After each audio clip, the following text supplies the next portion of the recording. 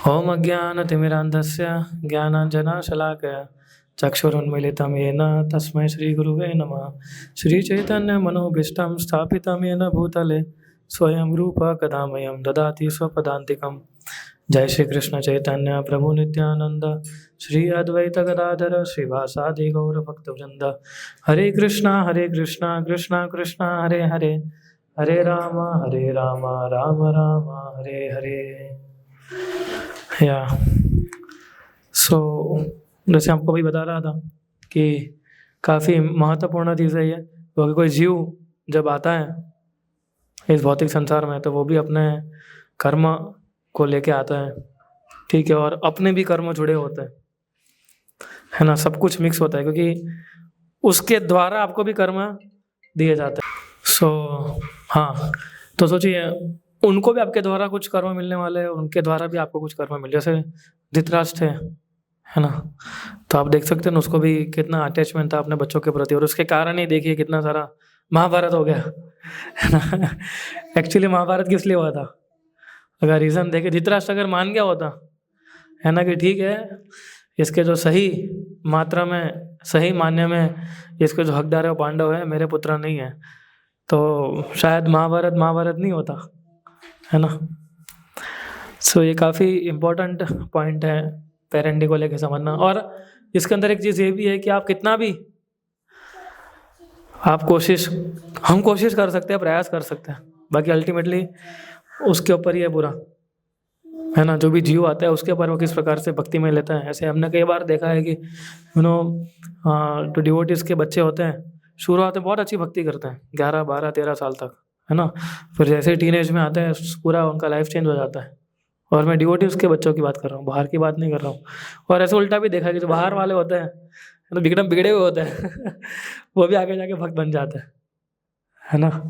तो दोनों ही तरफ से हमें देखते हैं। तो हम क्या करेंगे, थोड़ा प्रेजेंटेशन देखेंगे और साथ साथ में बीच बीच में श्रील प्रभुपाद जी काफ़ी सारे कोट है ना, माता पिताओं के प्रति, तो हम उसको भी लेंगे साथ साथ में, ठीक है।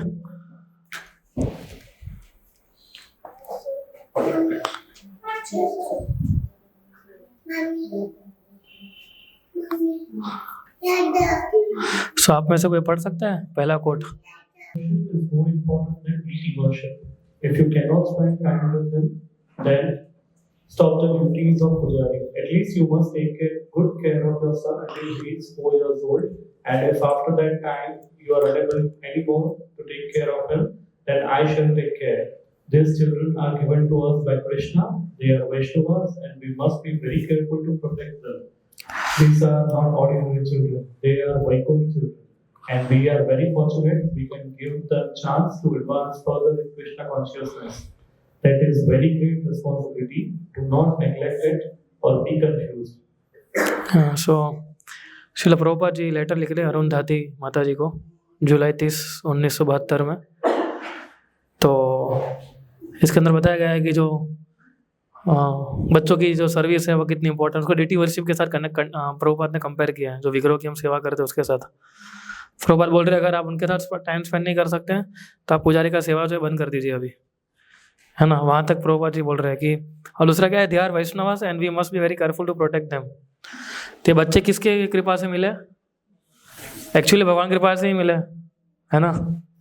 अगर भगवान की डिज़ायर ना हो, है ना, तो हम देखते हैं कि बच्चे उत्पन्न नहीं कर सकते कितना भी कोशिश करें तो भी। सो ये भगवान से मिले हुए। और जब डिवोटी परिवार में उसका जन्म होता है तो वैष्णवी होता है।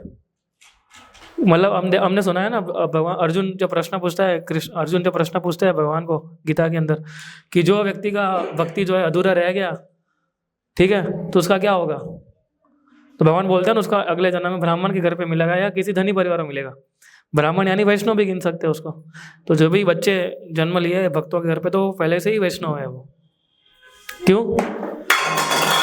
क्योंकि उनका जो जन्म है वो एक वैष्णव परिवार में हो, तो उनकी भक्ति कहीं ना कहीं रह गई है ना। सो बची हुई भक्ति करने के लिए अभी आपके घर पे आया है वो, है ना। तो सोचिए कि तो इसलिए हमें बहुत केयरफुल होना चाहिए कि हम उनका ठीक से ध्यान रखें, ऐसा, है ना। So that is very great responsibility, do not neglect it और बी कन्फ्यूज्ड, ना कन्फ्यूज होना है, और ये बहुत बड़ी जिम्मेदारी है हमारी, ठीक है। सो हम ऐसे ऐसे लेटर्स पढ़ते रहेंगे, बहुत सारे लेटर है प्रभुपाद जी के जो बच्चों की चीज़ों को बताते हैं वो, ठीक है। सो हम फिर से स्लाइड पे आते हैं अभी।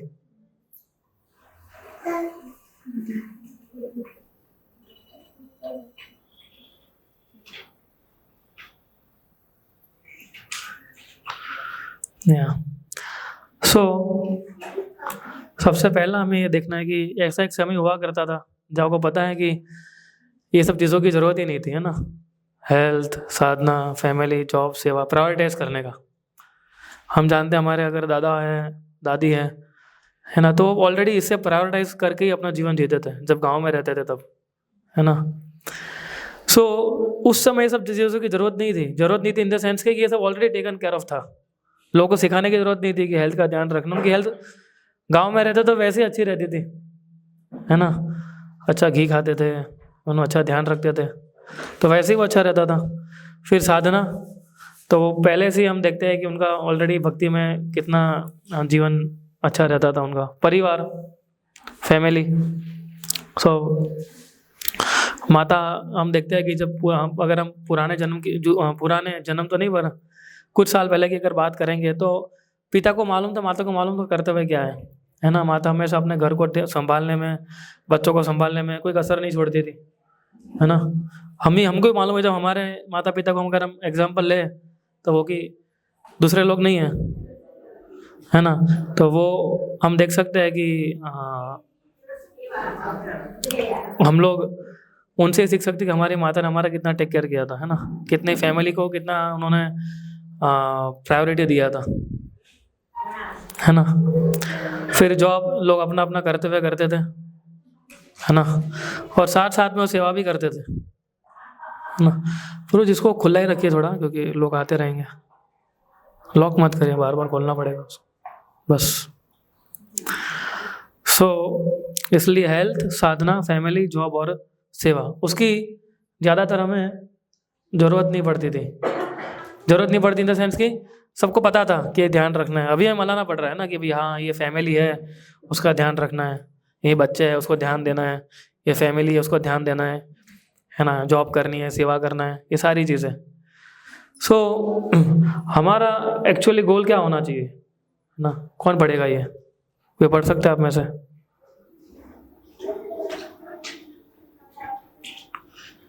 या माइक को बंद मत करे, चालू रखिए अभी।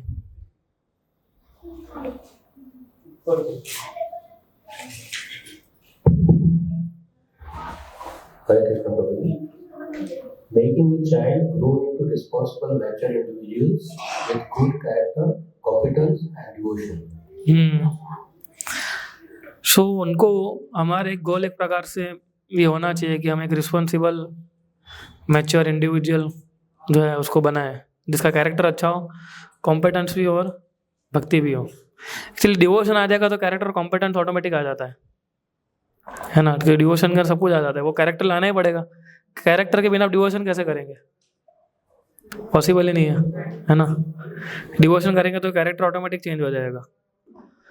सो हमें कैरेक्टर भी चाहिए और कॉम्पिटेंस भी चाहिए, साथ में डिवोशन भी चाहिए। सो एक ये बहुत इंपॉर्टेंट चीज़ है कि हमारे माइंड में क्लियर आइडिया होना कि हम हमारे बच्चों को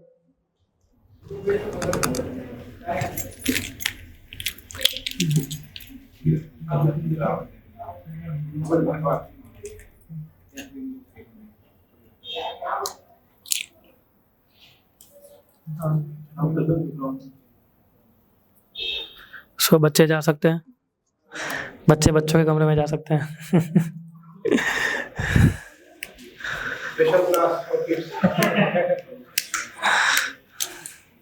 ये बहुत इम्पोर्टेंट है कि क्लियर आइडिया होना कि हम हमारे बच्चों से क्या चाहते हैं, है ना, कि उनका कैरेक्टर कैसा बना है, कॉम्पिटेंस कैसा हो, डिवोशन में किस प्रकार से हम उनको नर्चर करते हैं। सो इसके अलावा कोई गोल आइडली और क्या गोल हो सकता है ना। हम कई बार देखते हैं कि आज इस भौतिक संसार के अंदर के अभी हम कितना छूट दे रहे हैं, है ना। इवन बच्चों को भी अगर हम बोलते हैं कि इनको थोड़ा फ्रीडम देना चाहिए, लेकिन उस फ्रीडम का कितना मिसयूज़ होता है ना। अगर भक्ति करने आते तो लोग डर जाते है ना। बच्चे भक्ति करते हैं तो उनको माता पिता को ऐसा लगता है कि अरे ये छोड़ के चला जाएगा, वो तो वैसे ही छोड़ के जाने वाला है ना। भक्ति में नहीं जाएगा तो वैसे ही छोड़ देगा आपको। उसको कोई लड़की अच्छी मिल जाएगी, कोई मिल जाएगा तो वैसे ही छोड़ के चला जाएगा। आपको क्या लगता है वो ध्यान रखेगा क्या आपका? भक्ति करेगा तो कम से कम कहीं सही जगह पे तो है वो, एटलीस्ट। तो श्रीमद् भागवतम का एक बहुत महत्वपूर्ण श्लोक है, वो आप लोग उसका ट्रांसलेशन पढ़ सकते हैं। मैं स्क्रीन पे रखता हूँ।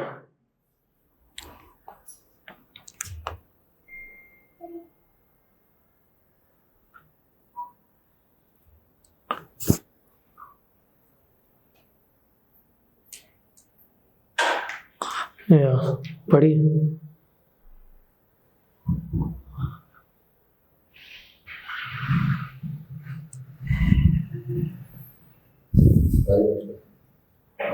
One who cannot deliver his dependence from the path of repeated birth and death should never become a spiritual master, a relative, a father, a husband, a mother, or a worshipable demigod. तो ऋषभ देव जो है भगवान के अवतार थे, वो अपने बच्चों, अपने जो पुत्र हैं उनको उपदेश दे रही है ऋषभ देव कि जो व्यक्ति अगर अपने डिपेंडेंस को रिपीटेड बर्थ और डेथ से नहीं निकाल सकता, उसको कभी गुरु नहीं बनना चाहिए, ना माता बनना चाहिए, ना पिता बनना चाहिए, ना पति बनना चाहिए, है ना। तो इसका मतलब है कि जो गुरु करते हुए क्या है, तो अपने शिष्य को जन्म मृत्यु चक्कर से बाहर निकाले। जो माता है पिता है उसका कर्तव्य क्या है उनका, कि वो अपने बच्चों को जन्म चक्कर से बाहर निकाले, है ना। जो पति उसका कर्तव्य क्या है कि जो उसके डिपेंडेंस है उसको जन्म चक्कर से बाहर निकाले। तो ये भागवतम का बहुत इम्पोर्टेंट श्लोक है कि जो इसलिए लिखते हैं हम, कितने सारे लोग हैं, कितने सारे गुरु हैं। प्रभुपाद जी बताते हैं ना नीचे, कितने सारे ढोंगी गुरु हैं, कितने सारे लोग हैं जो ऐसे ही अपने शिष्य बनाते हैं, है ना। लेकिन वो गुरु नहीं बन सकता जब तक वो अपने शिष्य को इस भौतिक संसार से बाहर उठा सके, है ना। और वो माता पिता नहीं हो सकते कि जो अपने बच्चों को ये शिक्षा दे के इस भौतिक संसार से बाहर उठाए, है ना।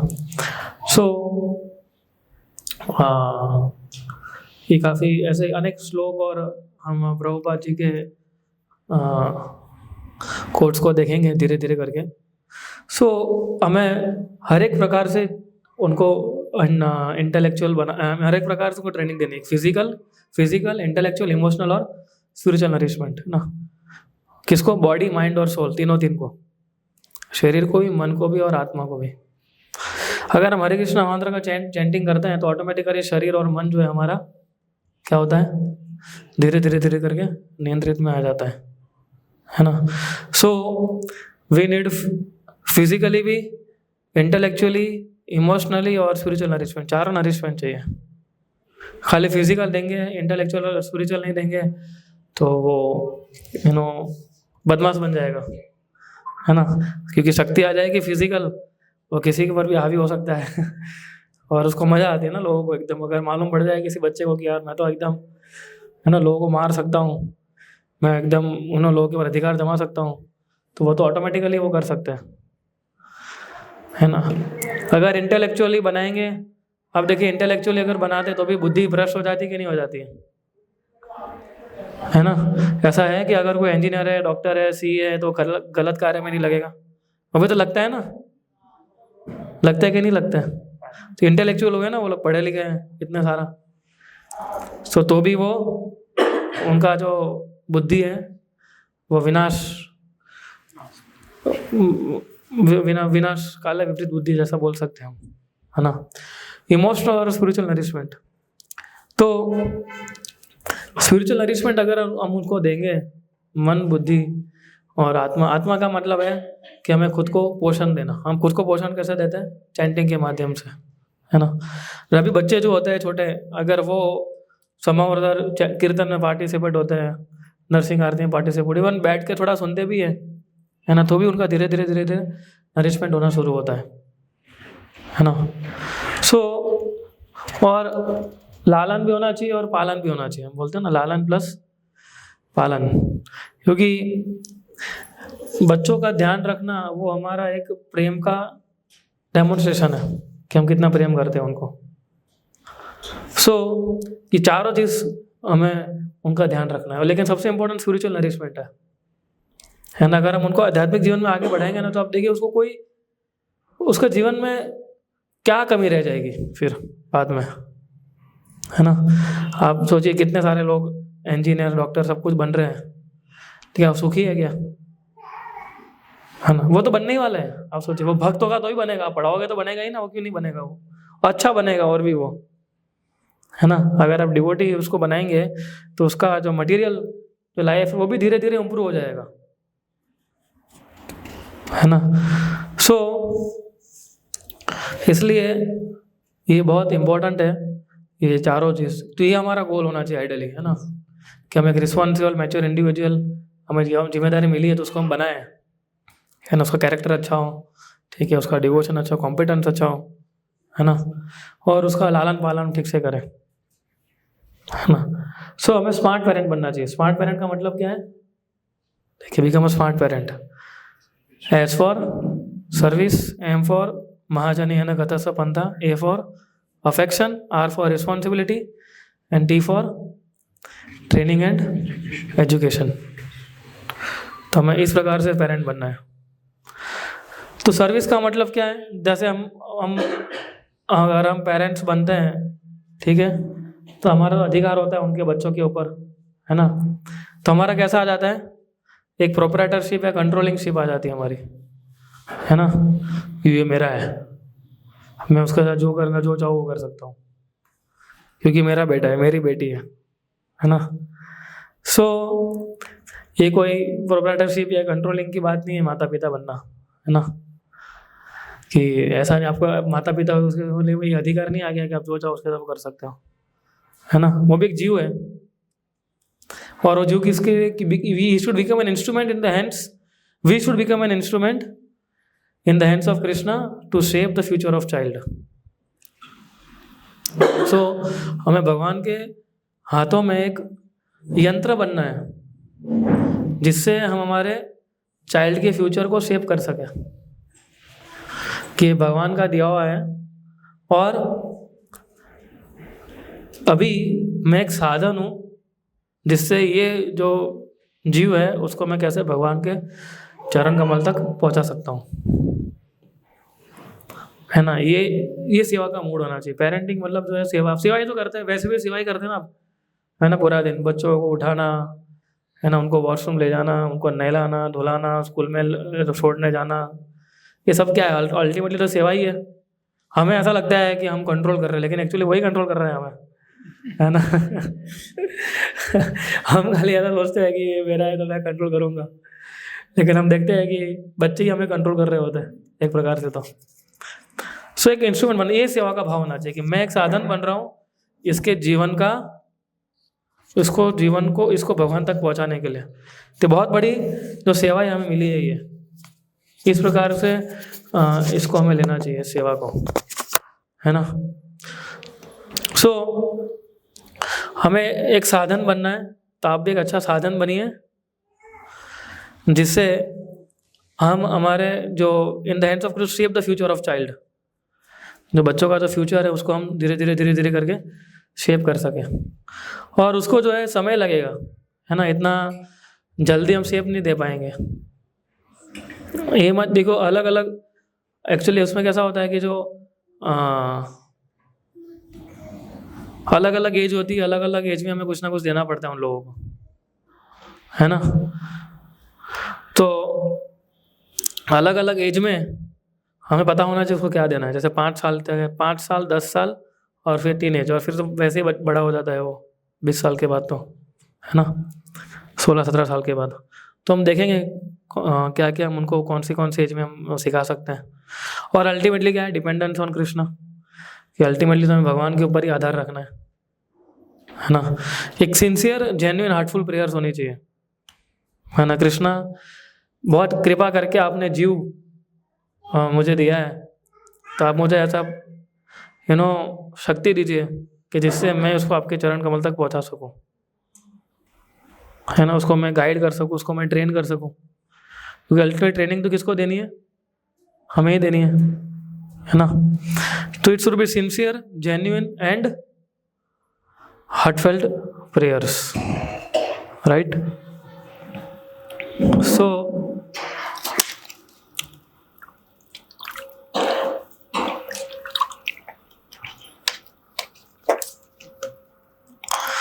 इसलिए हमें इसको सेवा के रूप में देखना चाहिए सबसे पहले तो एक्चुअली क्या हमारा जो मूड होगा ना, वो मूड बच्चों के अंदर जाता है ना। ये भी एक पॉइंट आएगा आगे, आप देखेंगे उसको कि जिस प्रकार से बच्चे किससे सीखते हैं, माता पिता से सीखेंगे ना। माता क्या कर रहे हैं, पिता क्या कर रहे हैं, वो जैसा करेगा वैसा वो करेगा। अगर आप बोलोगे नहीं ऐसा नहीं करना है, फिर आप भी करोगे, तो क्या सीखेगा? ये तो भक्ति में भी ऐसा है ना। अगर प्रभुपाद जी आप देखिए, जो बोलते थे वो करते थे, है ना। अगर प्रभुपाद जी कुछ बोलते अगर वो नहीं करते, है ना, तो उनसे उनके जो शिष्य है क्या इतना डेडिकेशन होता उनके अंदर? शायद नहीं होता। लेकिन प्रभुपाद कैसे थे? जो बोलते थे वो करते थे, है ना, एकदम 100%। सो हमें भी ऐसा एक एग्जाम्पल बनना चाहिए बच्चों के लिए कि हम अगर वो भी हमें चैंटिंग करते हुए देखेगा तो वो भी चैंटिंग करेगा। वो अगर हमें टीवी देखते हुए देखेगा, क्रिकेट देखते हुए भी क्रिकेट देखेगा।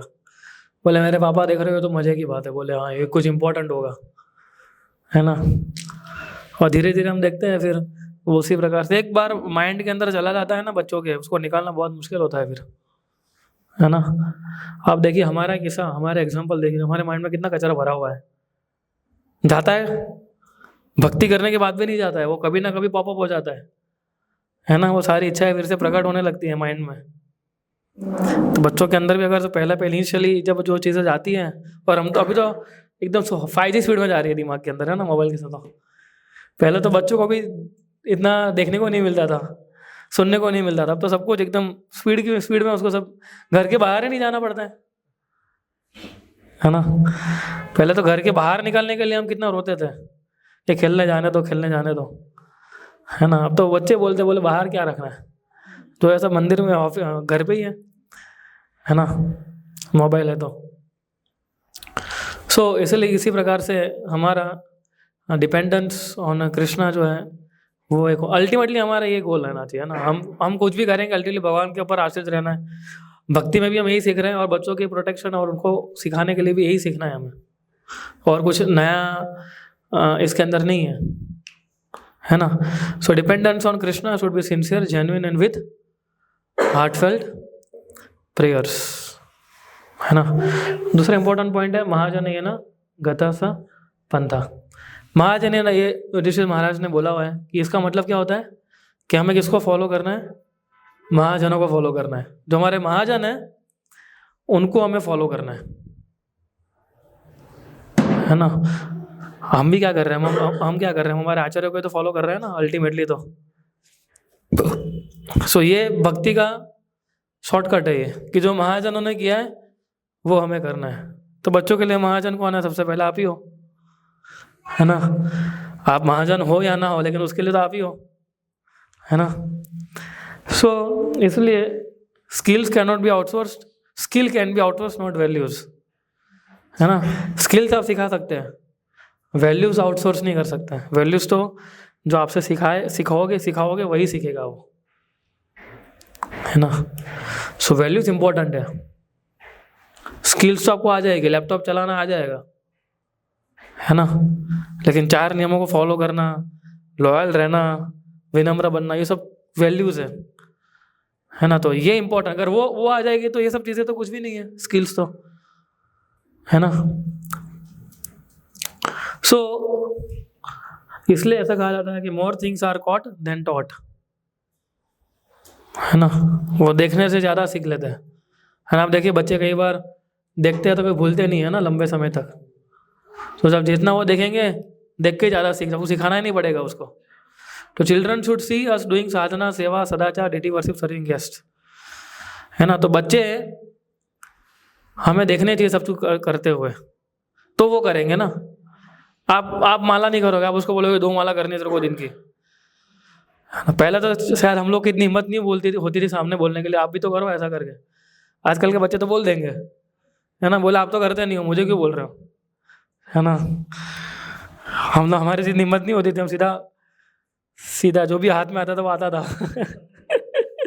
माता पिता के। लेकिन आजकल ऐसा नहीं है ना।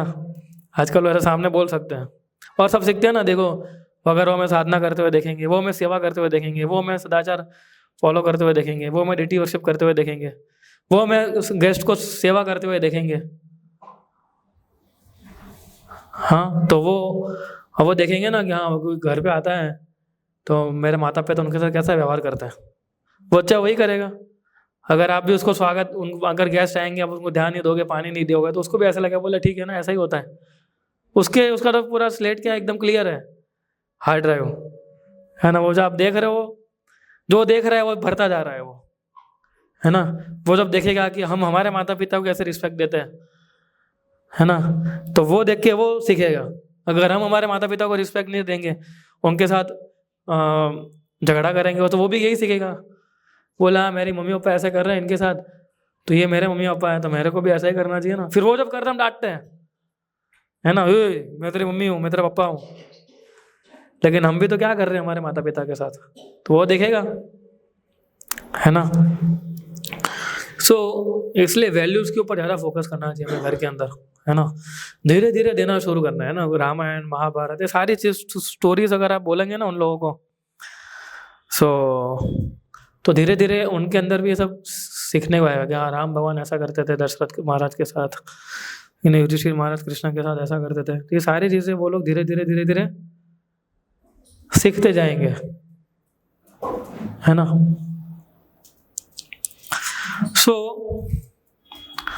दूसरा है कि वो हमें they should see us as happy devotee, है ना। वो हमें एक खुश भक्त देखने चाहिए।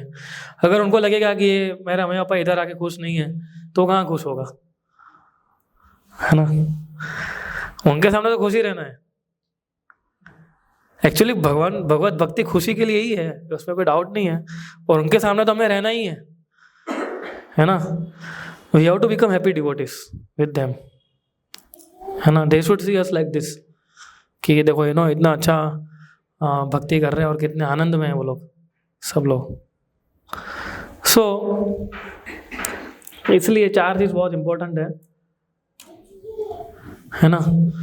पहले एक को हम बाद में देखेंगे और डिटेल में। मॉडलिंग, कि हम कैसे रोल मॉडल बन रहे हैं उनको, ठीक है, पहले वो हमें देखेंगे इस प्रकार से। फिर मेंटरिंग फिर हमें धीरे धीरे उनको सिखाना है। 5-10 साल के अगर आप देखोगे तो धीरे धीरे आप उनको मेंटरिंग करते हो ना, उसको सिखाते हो कि ये करना है, वो करना है, ऐसा करना है, वैसा करना है, आप भक्ति कार्य में उसको जोड़ते हो और सिखाने लगते हो,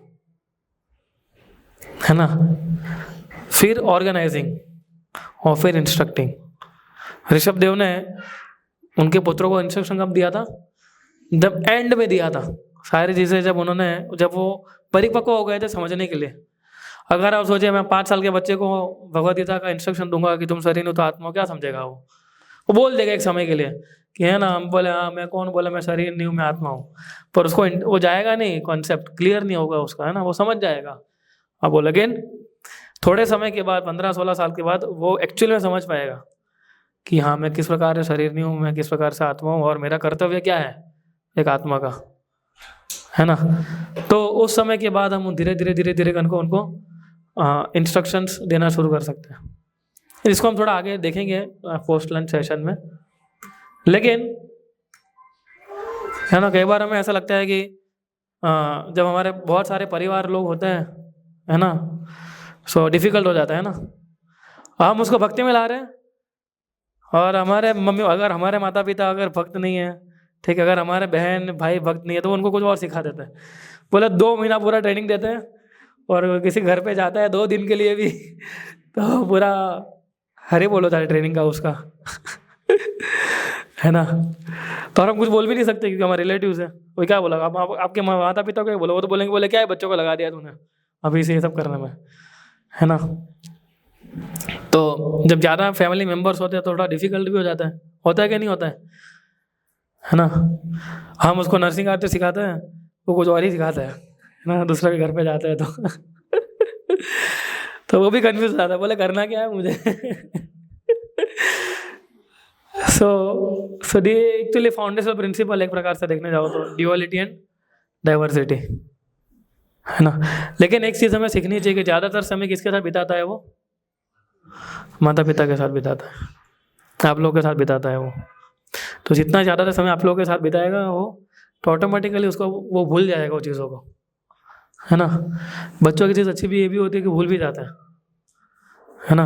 याद भी जल्दी आ जाता है लेकिन भूल भी जाता है। अगर उनको मन डाइवर्ट करना अगर आपको आता है तो धीरे धीरे उनको भूल भी जाएगा वो सब, है ना, वो सब सारी चीज़ें, है ना। जो भी 2-3 दिन फैमिली मेम्बर्स के साथ रह के उसने तो सिखाया है वो सारा निकल भी जाएगा। सो इसलिए ये जो फाउंडेशनल प्रिंसिपल ड्यूअलिटी और डाइवर्सिटी, डाइवर्सिटी हमेशा रहेगी। हम हमारे साथ भी तो होता है ऐसा, हमारे जीवन में थोड़ी ना ऐसा है कि हर एक चीज़, आप देखिए आपके जीवन के अंदर भी डाइवर्सिटी आती है कि नहीं आती है। ऑफिस में जाते हैं, घर पे होते हैं, रिलेटिव्स के साथ जाते हैं तो, है ना। सो ये फाउंडेशनल प्रिंसिपल इसको बोल सकते हैं हम। लेकिन हमें इसे समझना चाहिए एक चीज़ कि ज़्यादातर समय आपके साथ ही बिताता है वो, ठीक है। सो हमें ये ध्यान रखना है, ठीक है ना। आप जैसे उसको मोल्ड करोगे वो मोल्ड होता ही जाएगा, होता ही जाएगा, लेकिन बहुत ख्याल रखना पड़ता है ना। कम से कम 10-12 साल तक उसको कंटिन्यूअस हमें ध्यान रखना पड़ता है ना। दूसरे अफेक्शन है, SMA। Affection means children should feel a loving atmosphere towards them and amongst family members. तो उनको एक लविंग एटमोसफियर लगना चाहिए, एक घर का जो वातावरण है एकदम प्रेम में होना चाहिए, और परिवारों के साथ भी, ठीक है। हमें उसको थोड़ा डांटना पड़ता है, डिसिप्लिन करना पड़ता है ना, थोड़ा मारना ही पड़ता है कई बार। लेकिन बच्चे को ये कन्विक्शन होना चाहिए कि मेरे माता पिता मुझसे सबसे ज़्यादा प्रेम करते हैं, ऐसा। डांटना तो पड़ेगा ही, बिना डांटे तो कोई भी सुधरते नहीं है, हम भी नहीं सुधरते बिना डांटे तो बच्चे तो कहाँ से सुधरेंगे। तो वो तो है ही, डांटना है उसको, जब जरूरत पड़े तब उसको डिसिप्लिन भी करना है हमें।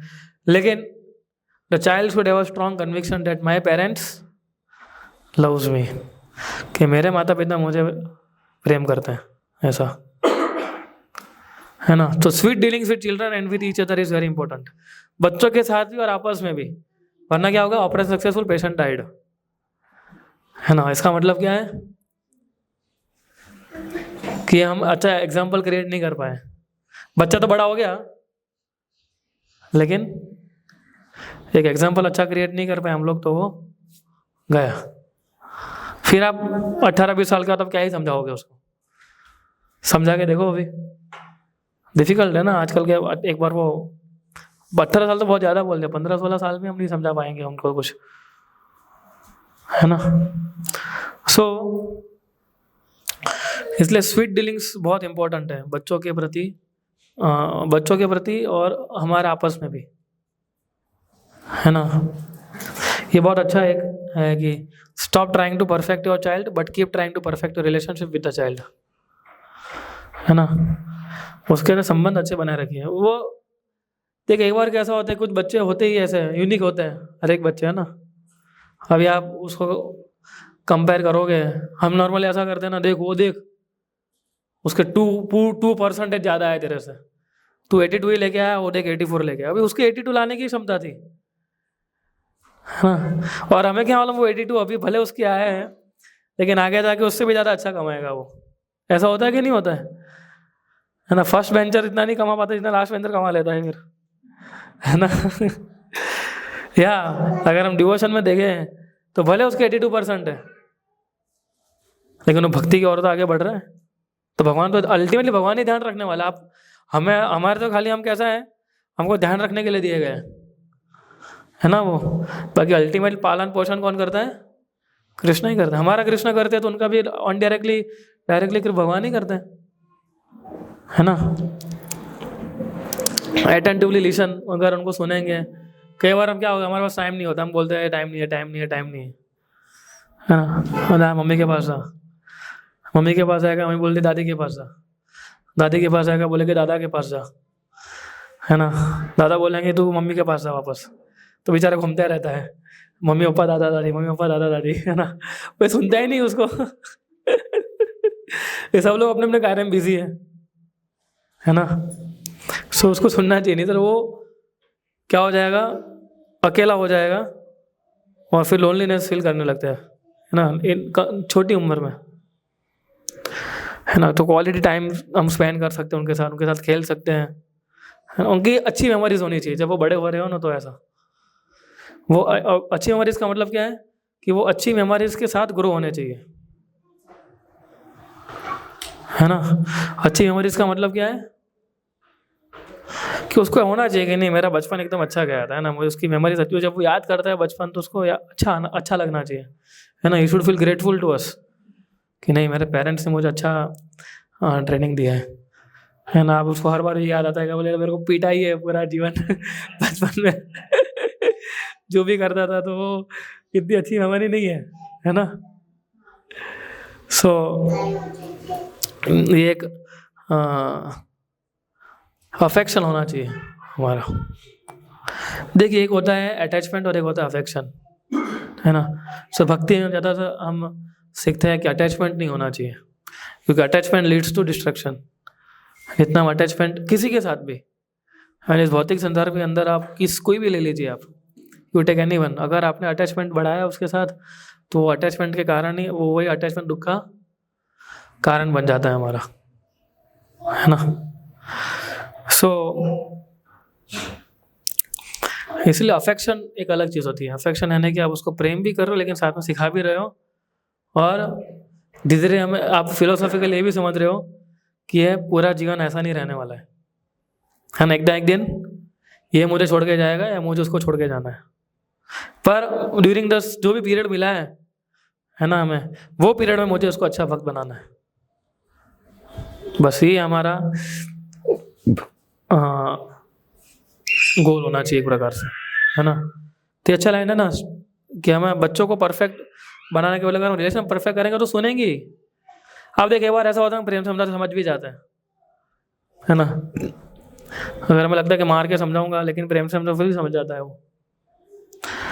सो ये सब एक्चुअली जो मैं बता रहा हूँ आप लोग एकदम एक परफेक्ट वाली चीज़ है, लेकिन इसमें थोड़ा अकॉर्डिंग टाइम प्लेस सर्कमस्टांसिस आपके घर के मुताबिक थोड़ा ऊपर नीचे हो सकता है, लेकिन सिद्धांत तो यही रहेगा। सिद्धांत कभी चेंज नहीं होता है ना। स्वामी प्रभुपाद कोट पढ़े अभी फिर से, दो पढ़ते, दो प्रभुपाद के कोट।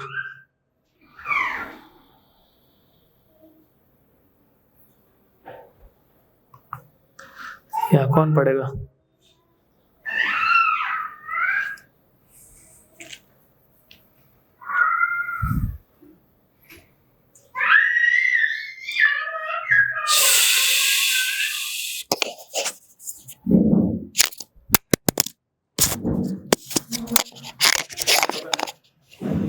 हरे कृष्ण। हरे कृष्ण। चालू ही रखिए उसको, कोई दिक्कत नहीं है। Hare Krishna. We require so many householders to set the example of others. How in Krishna consciousness we can live peacefully, even in married life. Also, we require so many Krishna's conscious children to show how nicely and beautifully a child can develop when he is following the principle of God consciousness. या तो हमें ऐसे सारे इतने सारे गृहस्थ चाहिए, प्रभुपाद बता रहे हैं आपको यही पढ़ना चाहिए ऊपर। Letter to Upendra Das, December 8, 1968, है ना। सो प्रभुपाद बोल रहे हैं इतने सारे गृहस्थ चाहिए हमें जो एग्जाम्पल दूसरों को दे सके, वो कि किस प्रकार से कृष्ण भावनामृत में हम पीसफुली रह सकते हैं, इवन शादी करते हुए भी, है ना। सो इसलिए हमें बहुत सारे ऐसे बच्चे चाहिए, है ना, कि जो ये एग्जाम्पल क्रिएट कर सके कि किस प्रकार से जो सिद्धांत सारे हैं भगवत भक्ति के, वो सिद्धांतों को वो फॉलो कर सके वो, है ना। दूसरा भी पढ़ लीजिए प्रभु जी। Letter to Krishna Dev, August 21, 1968. Regarding the child problem, I may inform you that all children born of Krishna conscious parents are welcome, and I want hundreds of children like that. Because in future we expect to change the face of the whole world, because the child is father of man. Yes. So प्रभात के क्या बोल रहे हैं, I want hundreds of children like that, है ना, और बच्चे थे, because in future we expect the change the face of the whole world, है ना। प्रभुपाद का ये मूड था ऐसा कि प्रभुपाद पूरा विश्व ही बदलना चाहते थे, पूरे विश्व को वैष्णव बनाना चाहते थे, है ना। सो एक प्रकार से देखने तो आसान रहता है कि अगर पेरेंट्स डिवोटी है तो उसको डिवोटी बनाना एक प्रकार से एक आसान पद्धति है ये, है ना। सो ये भी पढ़ लीजिए, तीसरा वाला भी प्रभु जी, या डेनिस प्रभु पढ़ सकते हैं।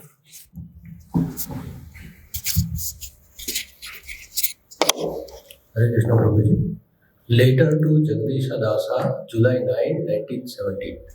Now you, husband and wife, must work together combinedly with great responsibility for raising your new child in ideal Krishna consciousness. Child learn by imitation of their. So, if you both set Krishna conscious example, the child will very naturally and easily become advanced in Krishna consciousness by following. Hare Krishna. Yes. So Prabhupada ji बता रहे हैं इनकी नई नई शादी हुई थी, तो प्रभुपाद जी बता रहे हैं कि आप दोनों को साथ में रह के कंबाइंडली एकदम अच्छे से रिस्पॉन्सिबिलिटी से काम करना है, raising your new child in ideal Krishna consciousness, है ना। सो अगर आप नेचुरली अगर कृष्णा कॉन्शियस एग्जाम्पल सेट करोगे तो आसानी से भगवान की भक्ति में वो एडवांस करेंगे, है ना, उसमें कोई डाउट नहीं है। सो इसलिए हस्बैंड और वाइफ जो है उनका जो आपस में संबंध है वो भी काफ़ी इम्पोर्टेंट रोल प्ले करता है बच्चों के जीवन में। तो अभी हम थोड़ा उसके बारे में देखते हैं, है ना।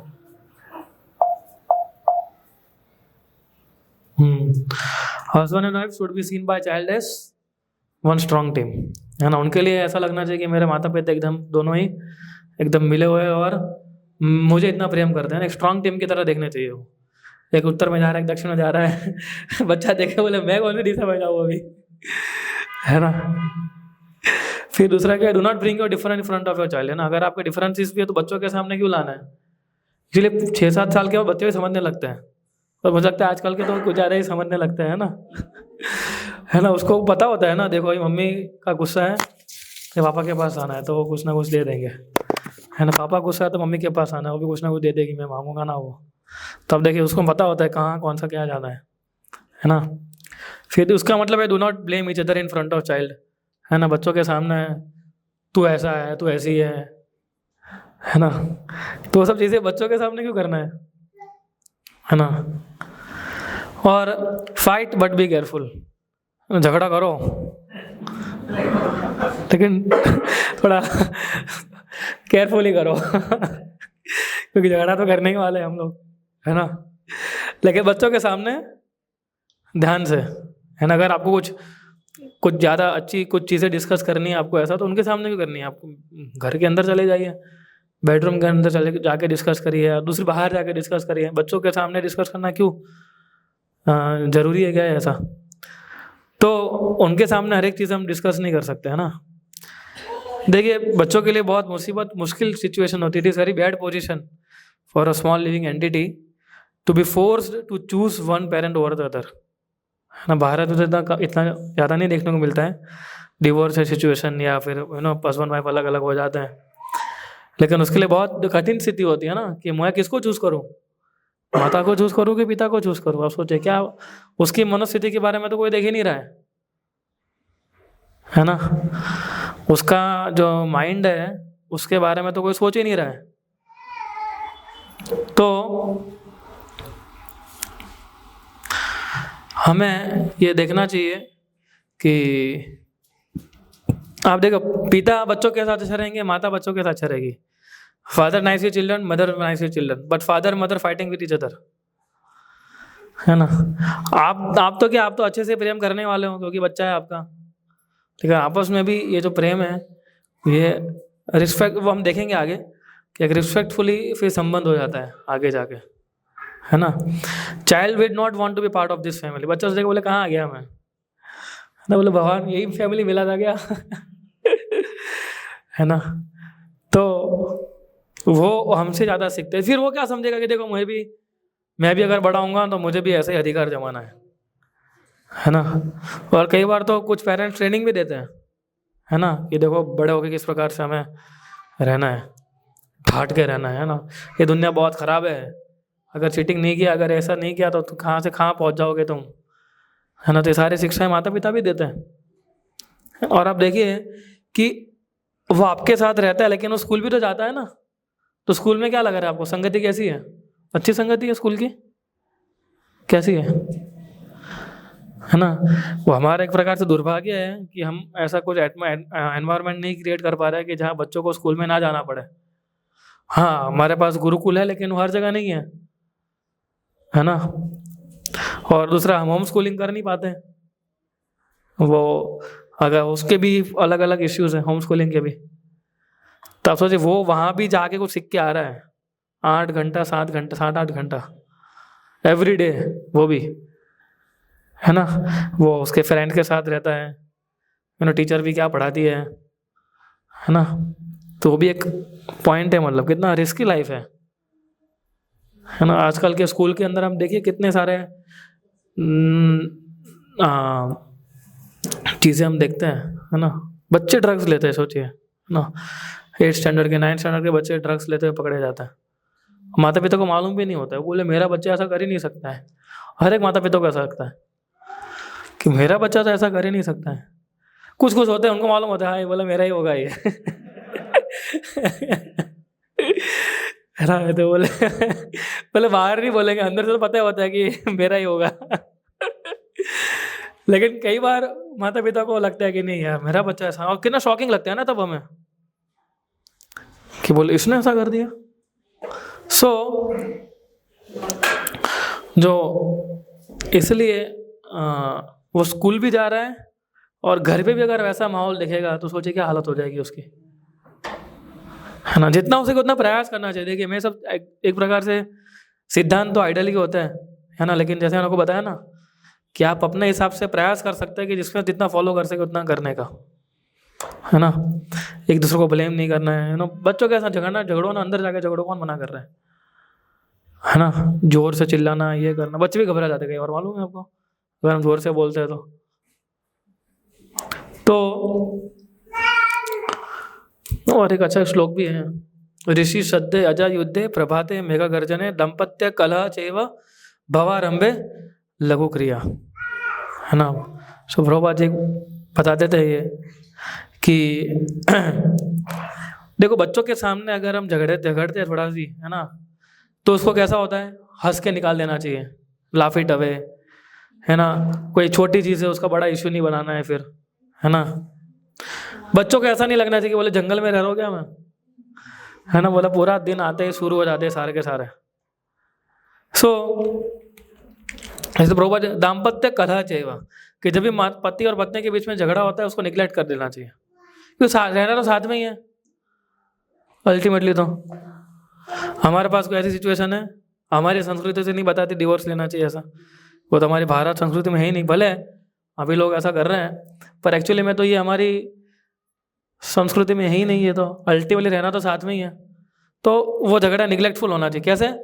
ऋषि श्रद्धा अजय युद्ध, यानी कि जो ऋषि जो है वो साथ कहाँ मनाते हैं, जंगलों में। जंगलों में कैसे बनाएंगे, वो पैसे तो होते नहीं उनके पास, जो भी कंद मूल मिला, फल मिले, वही ऑपरेशन जो है वो ऑफर कर लेते हैं, है ना। उसका कोई एक्सपेंडिचर ना उसको मन पे लेता है कि बोले पता है ये ऋषि है, इसके साथ ऐसे ही होने वाला है, इस प्रकार से ही करने वाला है। प्रभात है मेघ गर्जन है, आप देखिए कि जब सुबह उठते हैं मालूम पड़ता है कि गरज रहे बादल, तो हम बोलते हैं ना गरजते बादल बरसते नहीं है, तो पता चल जाता है कि अभी इतना गरज रहे नहीं बरसेगा, ये निगलेक्ट करते हैं उसको, है ना। उसी प्रकार से हमें ये जो आपस का जो फाइटिंग होता है उसको भी हमें निगलेक्टफुली लेना चाहिए।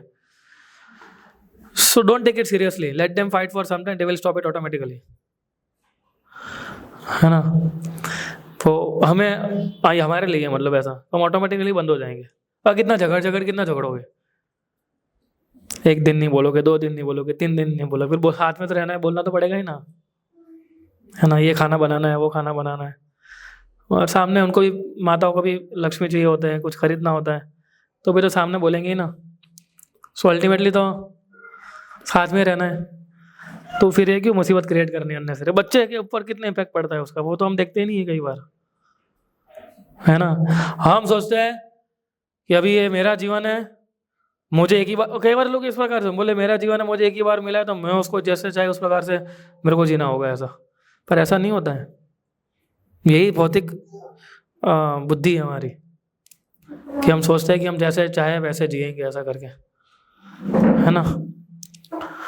सो इसलिए हमें इसको गंभीरतापूर्वक संबंध आपस में, एटलीस्ट बच्चों के सामने कम से कम, है ना? भले आपको जो भी है वो आप करो, लेकिन बच्चों के सामने नहीं। उनके सामने इंप्रेशन होनी चाहिए कि मेरे माता पिता मुझे कितना प्रेम करते हैं और आपस में भी कितना प्रेम करते हैं, उसके सामने तो यही दिखना चाहिए, है ना? वो भले ना हो पर कम से कम दिखना तो चाहिए। नहीं, मजाक करो, आइडियली तो होता ही है ना? तभी हम साथ में रह पाते हैं। लेकिन एक्चुअली क्या भक्ति, जब एक्चुअली कृष्णा कॉन्शियसनेस हमारा सेंटर बन जाते हैं जीवन का, तो हमें टाइम भी नहीं होता है सब करने का, सोचने का भी, है ना? सर्विस इतनी होती है, चैंटिंग करना, ये करना है, वो करना है, इतनी सारी चीज़ें होती है, तो हमारे पास समय ही नहीं होता है ना?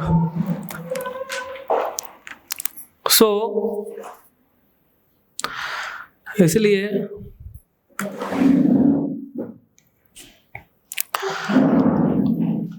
रिलेशन कैसा, I have a strong relationship with your spouse. Love is not about romance but about austerity, है ना? तो धीरे धीरे हमें उससे ऊपर उठना पड़ेगा। हाँ ठीक है, अभी हम स्कूल में थे, कॉलेज में थे, तो शायद एक दूसरे को पसंद कर लिया होगा और शादी भी कर ली होगी बाद में, ना? तो वो एक अलग था युग आपके जीवन का, पर अभी वो युग खत्म हो गया है। तो प्रेम का मतलब ये नहीं है कि बस पूरा दिन हम उसको टेक्स्ट मैसेज करते हो, व्हाट्सएप पर करते रहो कि हाँ आज अच्छा लग रहा है, ये लग रहा है, वो कर रहा है। लोग ऐसे चिपके होते हैं ना एकदम फोन के ऊपर ही। So it is about austerity, है ना? प्रेम का मतलब क्या होता है कि हम सेवा कैसे करते हैं एक दूसरे के साथ, है ना? पति कितना सेवा करती है पति की, और पति कितना सेवा करता है पत्नी की। That is how love is manifested bye service, है ना? रिस्पेक्ट एक दूसरे के प्रति, ये भी इम्पोर्टेंट है कि वो अपना कार्य कर रहे हैं तो उसको रिस्पेक्ट करना चाहिए। माताओं को, आई मीन पत्नी को पतियों का, पति को पत्नी का, जो भी वो कार्य कर रहे हैं उसको रिस्पेक्ट देना चाहिए हमें। और दूसरा क्या है, discuss your goals and make plans together. आपके जो गोल्स है, कई बार कैसा होता है बच्चों के भी गोल्स साथ में बनाने चाहिए ना। आप ऐसा नहीं बोल सकते मेरे को तो इसको इसी स्कूल में पढ़ाना है, आपकी पत्नी नहीं पढ़ाना चाहते तो डिस्कस करना पड़ेगा ना। बोले तू जो बोले वो, मैं तो इसी स्कूल में पढ़ाऊंगा। पत्नी बोलती मेरे बच्चे को तो एकदम ऐसा ही देना है। बोले मेरे को नहीं मिला, बोलते ना, बोले मेरे को तो ऐसा नहीं मिला सौभाग्य, लेकिन मेरे बच्चों को तो मैं ऐसा ही करूँगा, है ना? लेकिन देखना चाहिए ना कि भाई आपस में माता पिता का भी जो संबंध है वो कैसा है। So dedication and willingness to adjust with your partner even if it is difficult, है ना? तो भले मुश्किल है लेकिन एडजस्ट करना सीखना चाहिए हमें। विलिंगनेस होनी चाहिए, कम से कम विलिंगनेस होगी तो एडजस्ट कर पाएंगे। और बच्चे जो है वही देखेंगे कि किस प्रकार से एक रिस्पॉन्सिबिलिटी के साथ। So we have to give up our own egos and preference for the sake of children, है ना? हमारे प्रेफरेंस को भी और हमारे ईगो को भी छोड़ना पड़ेगा। क्यों? बच्चों के लिए। देखो शादी की है, बच्चे हुए, तो सब करना है ना? वरना कोई जरूरत नहीं है फिर, वरना पूरा सेशन ही माइनस हो जाएगा। पर हाँ, बच्चे हैं अगर हमारे तो इस प्रकार से तो हमें उनको इसी प्रकार से ट्रेन करना है ना? So we have to give our own egos and preference for the sake of our children. तो कई बार ये सब हमें छोड़ना पड़ता है, हमारी इच्छाओं को त्यागना पड़ता है ना? समटाइम्स कोई वुमन होती है, उनको माता होती है, उनको वर्किंग वुमेन्स होते हैं ना, अगर उनको काम करने की बहुत इच्छा होती है, लेकिन somehow they have to cut short that thing because now you are family, अभी खत्म हो गया वो, है ना, ठीक है। सो हमारे ईगो को छोड़ना बहुत ज़रूरी है और हमारे प्रेफरेंसेस भी हमारे सिलेक्ट करने चाहिए हमें, है ना। और भक्ति से ज़्यादा एक्चुअली आप कुछ दे ही नहीं सकते हो। This is the most beautiful thing you can give to your childrens, devotional service. और क्या देंगे आप, है ना। हम जब यूथ प्रीचिंग करते हैं तो हम देखते हैं कि कितने सारे बच्चे होते हैं 18-19 साल के बाद, हम नॉर्मली लेते हैं 20 साल के बाद वो लोग आते हैं कॉलेज प्रीचिंग में, हम जब जाते हैं तो, है ना। तो कई बार हम देखते हैं कि उनके माता पिता कितना रोकते हैं उन लोगों को, और बेचारा घर पे झूठ बोल के आता है मंदिर, है ना। बोले फ्रेंड के साथ जा रहा हूँ, ये करने जा रहा हूँ, वो करने जा रहा हूँ। तो वो क्या करते हैं, झूठ बोलते आते हैं। मेरे को एक बार लगता है कि ऐसा तो कैसा है, माता पिता है, और वही बच्चा जब घर छोड़ के ऐसे ही भाग जाएगा किसी लड़के को लेके, तो कुछ नहीं कर पाएंगे, कुछ भी नहीं कर पाएंगे, है ना। एक बार एक पेरेंट्स मिलने आए थे, तो बोले बोले बोले बाकी सब तो ठीक है, लेकिन फिर डर लगता है कि ये, है ना, एकदम भक्ति में चला जाएगा और सब कुछ छोड़ देगा और ऐसा। तो मतलब आप चिंता मत करिए, आपका बेटा इतना भी इतना भी वो नहीं है, वो घर पे रहेगा। सो उनको टेंशन हो जाती है। तो मैंने ऐसे एक पेरेंट्स को बोला था, मैं बोला देखिए ये तो आपके कंट्रोल में, अभी एटलीस्ट पता है, अगर मान लीजिए लड़का भाग गया होता तो आप क्या कर लेते, चलिए बताइए। आप कुछ नहीं कर पाते हैं, और करते हैं ना लोग, नहीं करते। पुलिस स्टेशन आके एक नोट लिख के लड़के और लड़की भाग जाते हैं, बोले अब तो 18 साल का, पुलिस भी कुछ नहीं कर पाती है, और गाड़ी लेके आ जाएगी, वो बोले कुछ नहीं कर पाएंगे ऐसा करके। तो उसमें आप क्या कर सकते हो, कुछ भी नहीं कर सकते। सो और कोई गारंटी नहीं, अगर आप ये सब कुछ एकदम आइडल बिहेव करोगे तो बच्चे एकदम ऐसे ही होंगे, है ना। तो मैंने तो सबसे पहला पॉइंट बोला था कर्म वाला, वो तो कर्म की फिलोसफी तो काम करने वाली है, लेकिन वो कंफर्म है कि अगर उसको भक्ति में जीवन में उसको करने का मौका मिल रहा है, मतलब वो गए जन्म में उसने कुछ ना कुछ तो भक्ति की है, वरना नहीं मिलता, वो क्लियर है ये कंसेप्ट तो, है ना। So it should B dedication और विलिंगनेस होना चाहिए, भले कैसा भी हो, लेकिन बच्चों की खातिर करना है ना। मुझे याद है हमारे एक सन्यासी है, वो बता रहे थे, वो अमेरिकन है, तो वो बता रहे थे कि उनके माता पिता के बारे में, है ना। बोल रहे थे कि मेरे जो माता पिता हैं वो डिवोर्स लेने वाले थे, है ना, और उसने सुन लिया ऐसे, है ना। तो वो बोला कि हम 3 बच्चे थे ना, तो मैं सबसे छोटा था। तो आइडियली ऐसा होता है, सबसे छोटा होता है उससे ज़्यादा नॉर्मली प्रेम होता है ना माता पिता का, कि सबसे छोटा है घर का, ऐसा। तो माता पिता उससे अधिक प्रेम करते थे उनसे वो। तो उन्होंने सुन लिया ऐसे, छोटे थे 6-7 साल के, और उनकी मम्मी को जाके बोला कि नाउ वी विल, उससे सुना हुआ था कि लोग अलग हो रहे हैं और ऐसा, कि what I will do now, मैं किसके साथ जाऊँगा, I cannot choose between you and father, why you are putting me in such kind of situation, I love both of you, I want my father also, I want my mother also, है ना। तो उनकी माता को बहुत है no ये मतलब सोचने लगी वो, और फिर रात को वापस पति और पत्नी मिले, उन्होंने बोला कि है ना, हम इनके खातिर हम लोग साथ में रहेंगे, अभी हम देखेंगे कैसे हमारा जीवन आगे लेके जा सकते हैं। They didn't divorced until death. हम सोचिए, है ना। तो एग्जाम्पल दे रहे थे वो कि किस प्रकार से उन्होंने भी फिर एडजस्ट किया अपने जीवन को, है ना। सो इसलिए हमें हमारे ईगो को और हमारे प्रेफरेंसेस को हमें हमारे बच्चों की खातिर हमें उसको छोड़ देना चाहिए, है ना। नेवर उनके हमारे लिए उनके अलावा और कौन हो सकता है बताइए। और जैसे उनको बोला भगवान की सबसे बड़ी कृपा ही है। What Krishna can give more than giving us some child. और क्या दे सकते हैं भगवान, है ना।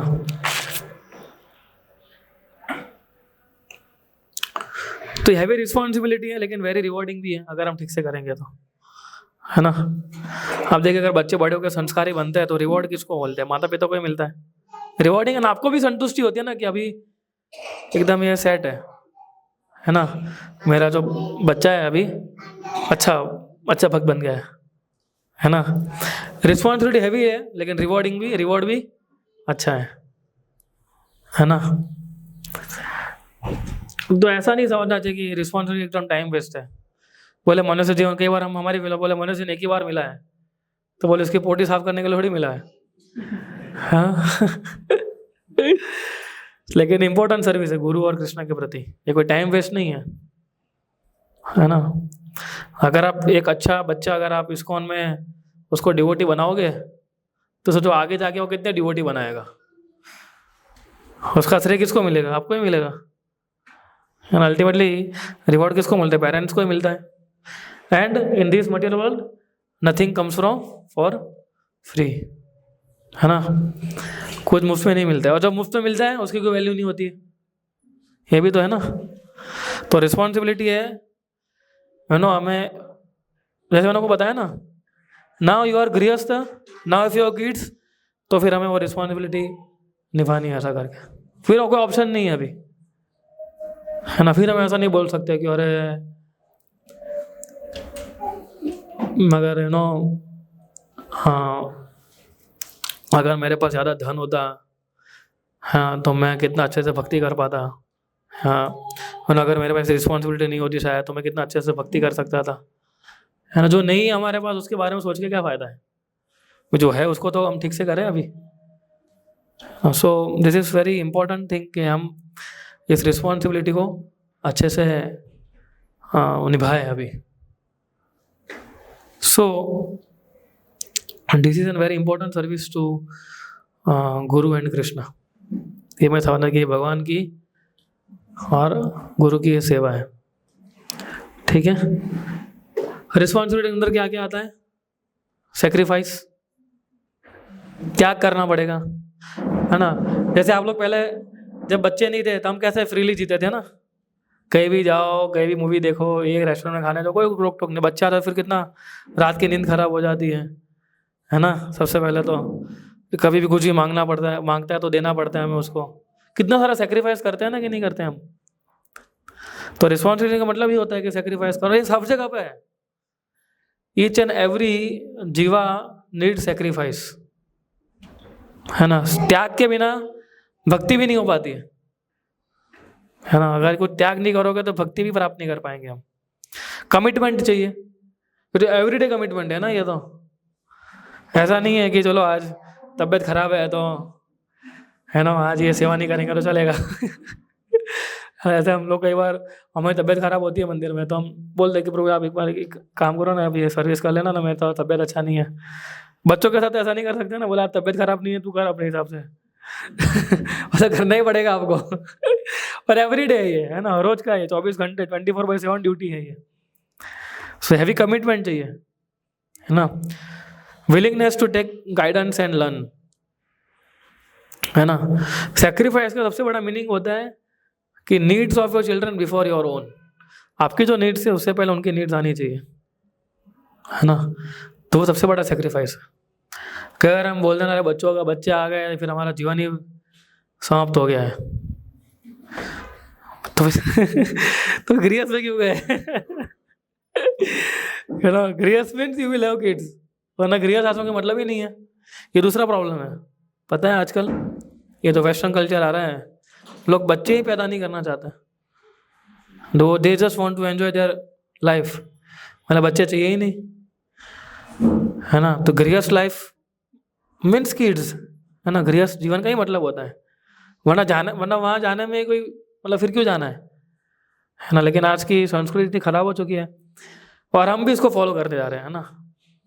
मैं यार जब मैं ऑफिस में काम करता था, बच्चों को इश्यू बोलते हैं, पता है कॉर्पोरेट्स में, है ना। I didn't had that issue, तो मेरे को तो पहले समझ में नहीं आया इश्यू क्या होता है। इश्यू का मतलब बच्चे होते हैं। तो मैं सोच रहा था कौन सा इश्यू होगा इतना बड़ा इनके जीवन में, है ना। Then I had one issue, है ना। फिर धीरे धीरे मालूम पड़ा अच्छी तो बच्चे की बात कर रहा था। मैंने बच्चों को इश्यू क्यों बोल रहे हैं, है ना। कई बार लोगों को नहीं होता, उनको पूछिए आप जाके, कितना कष्टदायक होता है वो, है ना। दोस्त डोंट नो कितना प्रयास करते हैं, कितना करते हैं, बट उनको जाके पूछे कितना कष्टदायक जीवन होता है उनका। और हमें मिला होता है तो हम उसको रफे दफे कर देते हैं है ना। रिस्पॉन्सिबिलिटी मतलब willingness to take guidance and learn, है ना। हमें सीखने की तीव्रता होनी चाहिए, गाइडेंस लेने की विलिंगनेस होनी चाहिए हमें, है ना। इन्वेस्ट टाइम, समय इन्वेस्ट देना होगा हमें। पहले शायद आप नहीं करते थे, बच्चे आने के बाद हमें उनको समय देना पड़ता है ना अभी, जो हम पहले नहीं देते थे। तो समय इन्वेस्ट करिए, करना होगा हमें उनको। टॉलरेंस, एक्चुअली ये सब क्या है, ये सब तो वैसे भी क्वालिटी हमें डेवलप करनी चाहिए, है ना। Sacrifice, commitment, willing to take guidance and learn, invest time, tolerance, सहन करना सीखना होगा हमें, है ना। एक्चुअली सहन करना भक्ति में बहुत इंपॉर्टेंट चीज़ है ये, है ना। जो व्यक्ति सहन नहीं कर पाता भक्ति में कभी नहीं टिक पाएगा, है ना। So tolerance is one of the most important quality. Tolerance and patience, कि पेशेंस होना बहुत ज़रूरी है। कई बार अभी हमारा कैसा हो गया है कि हमें हर एक चीज़ एकदम फास्ट चाहिए, बोले जल्दी बड़ा हो जाए, वो जल्दी बड़ा नहीं होगा उसका टाइम लगेगा ये तो मशीन तो है नहीं कि ये यू नो कि एक दिन में आप उसको फेरो खुद घुमाओगे, नट बोल्ट सेट करोगे तो बड़ा हो जाएगा वो अपना टाइम लेने वाला है ना। तो ये धीरज है, ये पेशेंस सीखना बहुत ज़रूरी है। सो ये टाइम लगेगा, मैंने बताया ना आपको 12-13 एक्चुअली लाइफ टाइम प्रोजेक्ट है, लेकिन कम से कम 12-13 साल तक तो है ही है ये प्रोजेक्ट, है ना। बैटरी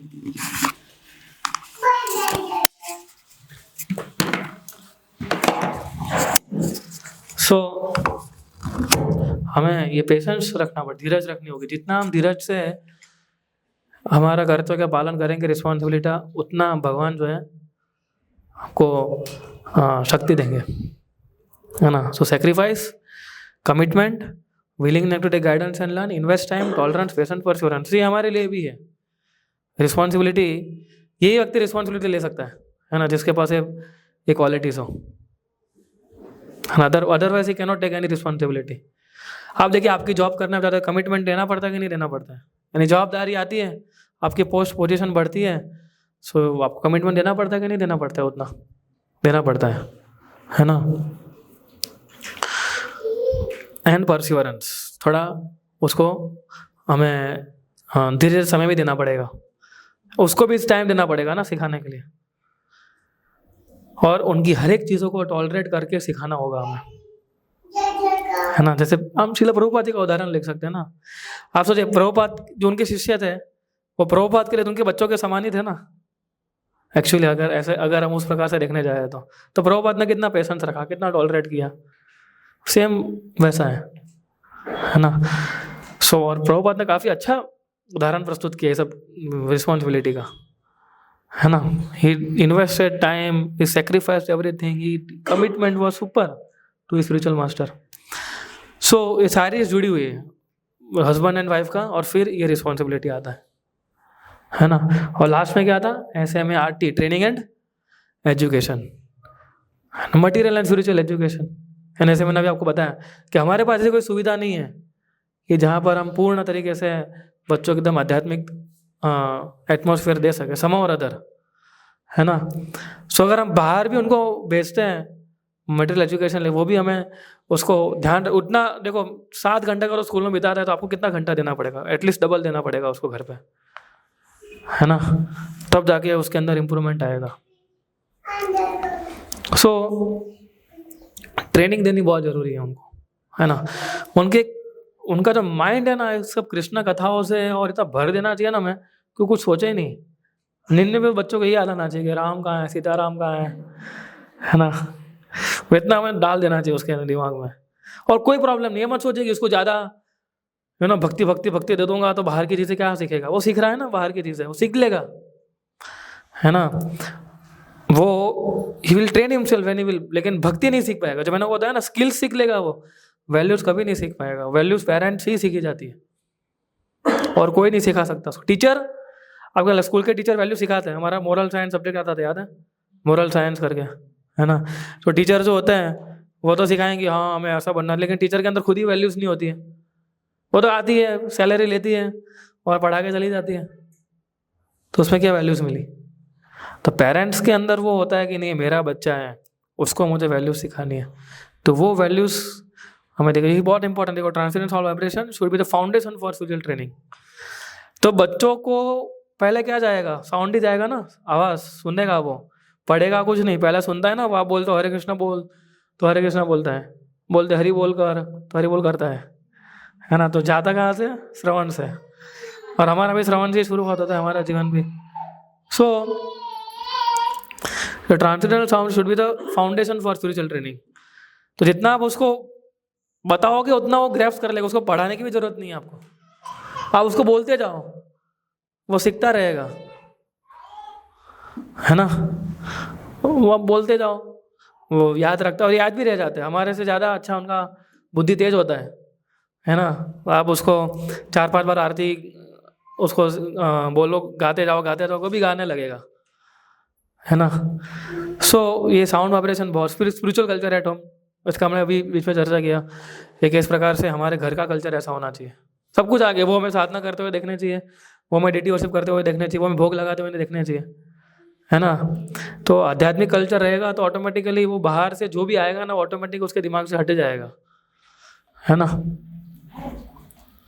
एंड श्रील प्रभुपाद जैसे बताते थे, children should be taught to love Krishna, है ना। उनके लिए एक भगवान रोल मॉडल बनने चाहिए, कृष्णा इसमें रोल मॉडल, प्रभुपाद इसमें रोल मॉडल, है ना। आलतू फालतू रोल मॉडल बना के क्या मिलेगा बताइए, जो वो भी नशा करते हैं, है ना, वो भी अपना जीवन कैसे बिता रहे हैं, हम उनको बोलते हैं कि हमारा रोल मॉडल है ना। सो कृष्णा को रोल मॉडल बनाना चाहिए, सिखाना चाहिए कि भगवान है जो अलग अलग, अर्जुन है ना। तो उस प्रकार से हम धीरे धीरे, जैसे उनको पता है एज के हिसाब से हमें उसको बढ़ाना है। 5 साल के बाद आदमी को, अपने बच्चे को नहीं बोलोगे ना कि तेरा रोल मॉडल है, उसको मालूम है रोल मॉडल क्या होता है ना। उसको आप सिखाओ, इंजेक्ट करो, अपने श्रवण देते रहो, तो फिर धीरे धीरे जब वो बड़ा होता है तब उनको हम ये सिखा सकते हैं। मेक देम डिवोटीज, ये सबसे इंपॉर्टेंट है। Krishna consciousness should be joyful experience for them, not force और पनिशमेंट और बर्डन। हाँ, तो भक्ति जो है ना जॉयफुल एक्सपीरियंस है ये कोई पनिशमेंट, उसको पनिशमेंट नहीं लगना चाहिए। बोले 2 माला करनी है, मतलब करनी है, बैठ जाए इधर चुपचाप, खाना नहीं मिलेगा तेरे को, 2 माला नहीं करेगा तब तक, है ना। तो उसको पनिशमेंट लगता होगा, वो क्या कर रहे हो, खाना नहीं मिलेगा मुझे, है ना। तो वो क्या करेगा, वो कर लेगा आपके सामने, लेकिन उसके माइंड में कृष्ण भक्ति यही लगेगा कि ये लोग, कृष्ण भक्ति का मतलब यही होता है कि ना, कि माला नहीं करेंगे तो खाना नहीं मिलेगा। और कई बार शायद लेक्चर में बैठ गया, सुन लिया कि प्रभुपाद ने प्रसाद लेके सबको भक्त बनाया था, वो सोचेगा प्रभुपाद ने प्रसाद लेके भक्त बनाया था, मुझे प्रसाद लेने के लिए माला करनी पड़ रही है ना। तो उसको पनिशमेंट है, बर्डन नहीं लगना चाहिए। It should be a joyful experience for him, for हर,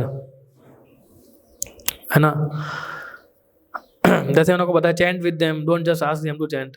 माला कर, हम तो 16 माला करनी है हमें तो हमारी, तो 2-15 साथ में बिठा दोगे उसको बैठने के लिए, तो भी करेगा। आपकी माला हो जाएगी और उसकी भी, वो भी सीखेगा आपसे कुछ माला करना।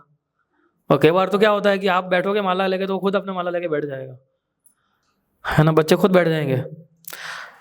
सो encourage and appreciate with love and compassion, है ना, प्रेम से और दया के साथ हमें उनको अप्रिशिएट, उनके एफर्ट्स को अप्रिशिएट भी करना है, एंकरेज भी करना है ना। जितना हम अगर उनको फोर्सफुली ये करेंगे उतना फोर्सफुली वो सीखने नहीं वाले, है ना।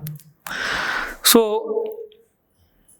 इसलिए डिवोटीज सबसे इम्पोर्टेंट लास्ट पॉइंट यही है, मतलब पूरे, मतलब आगे भी बताऊंगा उसका, कि उनको अच्छे भक्त बनाना है बस, और कुछ भी हमारा गोल नहीं होना चाहिए। मेक देम गुड डिवोटीज, फिर देखो बाकी सारी चीज़ें लाइन टू लाइन आ जाएगी अपने आप, है ना। सो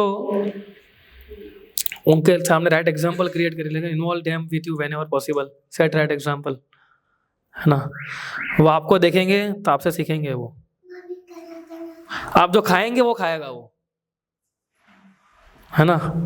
अगर आप भी बाहर का खाएंगे तो वो भी बाहर का खाएगा, है ना। आप जो खाएंगे वो खाएंगे, और आप जो देंगे वो खाएगा। उसको तो क्या है, उसको तो मालूम है, उसका तो इनबिल्ट एक फीचर इनबिल्ट होता है बच्चों के अंदर, कि जो भी कुछ है मेरे माता पिता मेरे लिए अच्छा ही करेंगे। सोचो, उसको इतनी श्रद्धा है आप लोगों के ऊपर, है ना, कि ये मेरे पेरेंट्स है, मेरे लिए जो भी करेंगे वो अच्छा ही करेंगे। तो आप जो भी करोगे उसको अच्छा ही लेगा वो, है ना, कभी वो नेगेटिव में नहीं लेगा वो। और जब बड़ा होता है फिर उसको, जब बुद्धि आती है फिर उसको मालूम पड़ता है, अरे ये तो गलत करा रहे थे, है ना। तो वो शायद बड़ा हो गया भगवत गीता पढ़ते तब मालूम पड़ता है ना। बाकी तो बच्चों के लिए तो क्या है, जो मेरे पेरेंट्स करते हैं वो करता है, जो करवाते हैं वो करता है ना। So make them good devotees. तो स्मार्ट पेरेंट बनाना है, हमें SMART, है ना।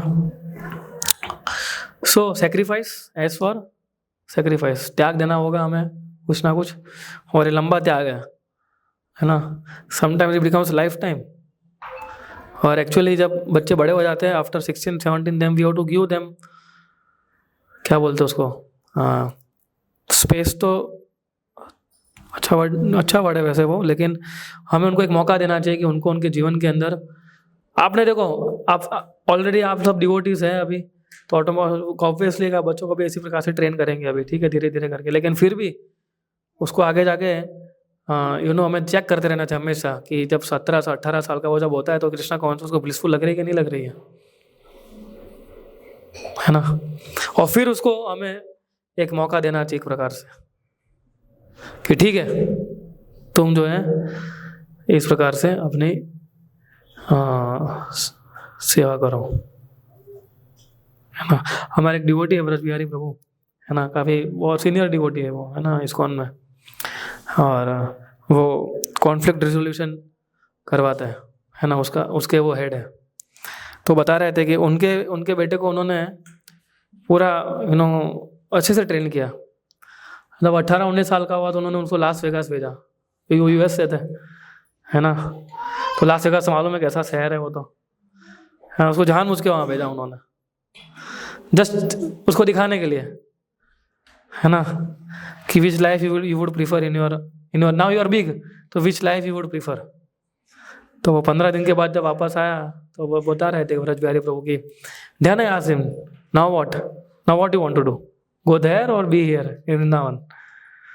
सो एंड देन उसका ग्रेटफुलनेस बढ़ गया पेरेंट्स के प्रति कि आपने मुझे क्या दिया, क्या चीज़ दे दी है ना, कृष्ण भक्ति जो है वो। तो कृष्ण भक्ति को ज़्यादा अप्रिशिएट करने लगा वो, is what you are sharing, है ना।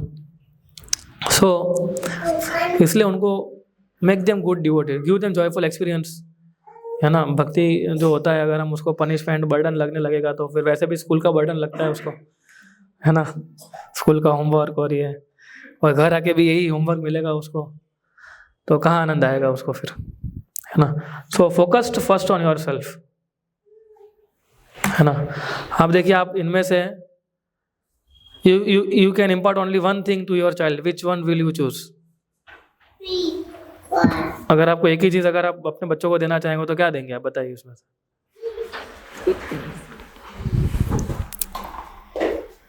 मतलब बताइए, आपको बताना है।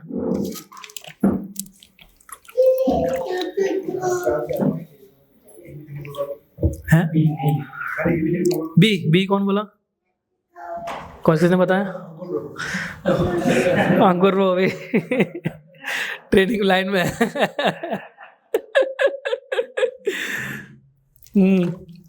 और बताइए, अंकुर ने बी चूज किया, और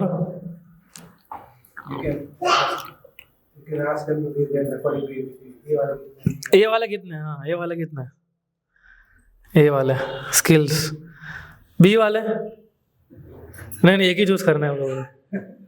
देखो लिखा which one will you choose, B वाले ओके, सी वाले good manners character in values, और डी वाला कोई नहीं है, हाँ माता जी लाइफस्टाइल है ना, thought words and action mode of goodness and devotion. So D okay, इसमें से ऐसा कौन सा एक चीज है जो एक डेवलप हो जाएगा ना बाकी सब आ जाएगा उसके अंदर? बी है ना। तो बी अगर है, अगर डिवोटी बनाएंगे तो उसको हर एक चीज जो है वो अपने हिसाब से सीख जाएगा। एक्चुअली में ऐसा है ना। देखो डिवोटी बनेगा तो उसको थॉट्स वर्ड एक्शन तो सीख ही जाएगा वो, है ना। उसमें तो उसके एक्चुअली BCD तो एक जैसे ही समझ लीजिए आप। डिवोटी बनेगा तो गुड मैनर्स कैरेक्टर वैल्यूज तो ऑटोमेटिक आ जाएंगे, है ना। एटलीस्ट वो तो पता, उसको पता रहेगा कि भाई मेरा कैरेक्टर वैल्यूज और मैनर्स क्या है वो, है ना। लाइफस्टाइल उसका चेंज हो जाएगा। और स्किल्स जो है ना, वो हम जो है उनको दे सकते हैं, है ना। और स्किल्स कैसी होती है, वो तो उसके व्यवहार के स्वभाव के ऊपर होती है, व्यवहार नहीं सॉरी, हर एक व्यक्ति अपना स्वभाव लेके आता है। तो स्किल्स कैसी होती है, उसके स्वभाव के ऊपर डिपेंड। कोई एथलेटिक होता है, उसको बचपन से ही मजा आती है उसको कूदने में, दौड़ने में, है ना। तो आगे जाके कोई इंटेलेक्चुअल होता है कोई बच्चा, है ना, बचपन से ही वैसा होता है। अगर आप इंटेलेक्चुअल वाले बच्चे को बोलोगे भाई तू दौड़, उसको नहीं दौड़ना है। दौड़ने वाले को बोलेगा तो सोच, तो उसको नहीं सोचना, उसको दौड़ना ही है ना। तो स्किल्स तो आप ऑटोमेटिक वो सिखा भी सकते हो आप, है ना। लेकिन अगर ये उसको भक्त बनाएंगे, अगर हम धीरे धीरे करके वो ट्रेनिंग देंगे, तो ऑटोमेटिकली ये सब चीज़ें उसके अंदर डेवलप हो जाएगा। हम बहुत भाग्यशाली एक्चुअली कि हमारे पेरेंट्स ने हमें सब सिखाया है, तभी आज हम लोग इधर बैठे हैं, है ना। वो कहीं ना कहीं पेरेंट्स का रोल है हमारे लाइफ के अंदर, कि जहाँ पर हमें इतना बुद्धि तो है कि मंदिर जाऊँ मैं। अब मंदिर आए तो रजिस्ट्रेशन हुआ, है ना। मंदिर ही नहीं आते तो कहाँ रजिस्ट्रेशन होता। कोई ना कोई तो उन्होंने सिखाया होगा आपको कि भाई राम भगवान है, सीताराम है, ये है वो है, कुछ तो बताया उनको उन्होंने हमें, है ना। सो रूटीन, थोड़ा प्रभुपाद का भी कोट पढ़ लेते हैं, चलिए एक बार पहले दूसरे कोट्स पढ़ते हैं।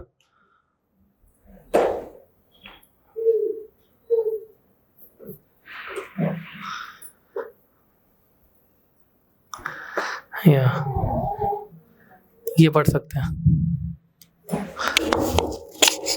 ये वाला।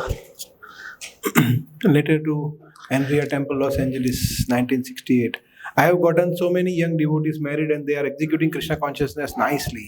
That is the real purpose of married life, to live together peacefully, execute Krishna consciousness, bring up children in Krishna consciousness, so they will not again have to enter into this world of birth and death. ये भी पढ़ लीजिए प्रभु जी। Next. Letter to Satyabhama, written from Hyderabad, 1973.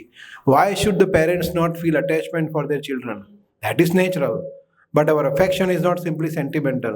We offer our children the highest opportunity to become trained up in Krishna consciousness very early, so as to assure their success in this life to go back to Godhead for sure. That is real affection. To make sure my child gets back to Godhead, that is my real responsibility as a parent. And I have seen that Gurukul offers this opportunity more than any other place anywhere. या सो प्रभुपाद जी बता रहे हैं, actually जब प्रभुपाद थे तो ऐसा तो था नहीं, सब सन्यासी ब्रह्मचारी बन रहे थे। एक्चुअली प्रभुपाद ने मूवमेंट शुरू किया था, सब गृहस्थी थे। सबसे पहले उन्होंने शादियाँ ही करवाई, है ना, क्योंकि सब बॉयफ्रेंड गर्लफ्रेंड रह रहे थे साथ साथ में बिना शादी के। तो प्रभुपाद ने बोला कि पहले शादी कर लीजिए आप लोग, है ना। तो सबसे पहले सब गृहस्थी बने थे। और आप देखिए इतने इस लेटर से मालूम पड़ता है कि ये so many young devotees married and they are executing Krishna consciousness nicely. तो ये मैरिज का सबसे बड़ा पर्पस है ना। और साथ में जो बाद में प्रभुपाद बताए, बच्चों को भी उसी प्रकार के संस्कार देना, उसी प्रकार की ट्रेनिंग देना, जिससे वापस इस भौतिक संसार में ना आए। आप चाहते हो कि आपके बच्चे इस भौतिक संसार वापस आए? तो लगता है आपको ऐसा कि इसमें आने जैसा है कुछ है इस भौतिक संसार में? नहीं है। तो हम क्यों अपने बच्चों को ऐसी जगह भेजें? हाँ। और जैसे मैंने अटैचमेंट वाला भी पॉइंट लिया था। सो अटैचमेंट होना बच्चों के ऊपर जो नेचुरल है, पर हमारा अफेक्शन खाली सेंटिमेंटल नहीं है ना। हम चाहते हैं कि हमारे बच्चों को इतना हाईएस्ट अपॉर्चुनिटी दें बचपन से ही, जो हमें प्राप्त नहीं हुआ है। हमारा माइंड तो कितना कचरों से भरा हुआ था, अभी तक 30-35 साल से तो यही भरा हुआ था, है ना। ये मतलब 4 नियम के तो हमने मतलब भले इतना वेस्टर्न कंट्री से नहीं किया होगा, लेकिन थोड़ा तो किया है हम लोगों ने भी, है ना। 4 नियम जो हम फॉलो अभी कर रहे हैं, उसको तोड़ा भी हमने पहले पता ही नहीं था क्योंकि हमें। लेकिन हमारे बच्चे काफ़ी भाग्यशाली है कि उनको बचपन से ऐसी ट्रेनिंग, बचपन से उसे चाय का टेस्ट नहीं किया है। सोचिए आप कितना भाग्य होगा उसका। चाय कॉफ़ी कभी नहीं, प्याज लहसुन भी नहीं, है ना। कितना भाग्य होगा उसका कि उसने कभी उसको ना कभी जीवन में टेस्ट करने को मिलेगा, है ना। So this is real affection. उसको इसमें ट्रेन अप करना to make sure my child gets back to God, that is my real responsibility as a parent. कि मेरा बच्चा भगवत धाम जाना चाहिए, मैं जाऊँ कि नहीं जाऊँ, बच्चा जाना चाहिए, है ना। हम चाहते हैं ना हमारे बच्चों को एकदम टॉप कंपनी मिले। तो भगवान की कंपनी से ज़्यादा और कौन सी कंपनी हो सकती है ना। सो और हम देखते हैं कि इस्कॉन के अंदर हम देखते हैं इतने सब हर एक प्रकार की अपॉर्चुनिटी जो है हमें मिलती है इस प्रकार से।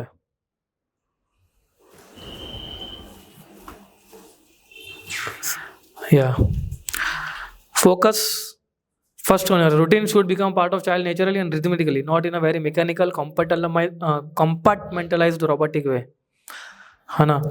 देखिए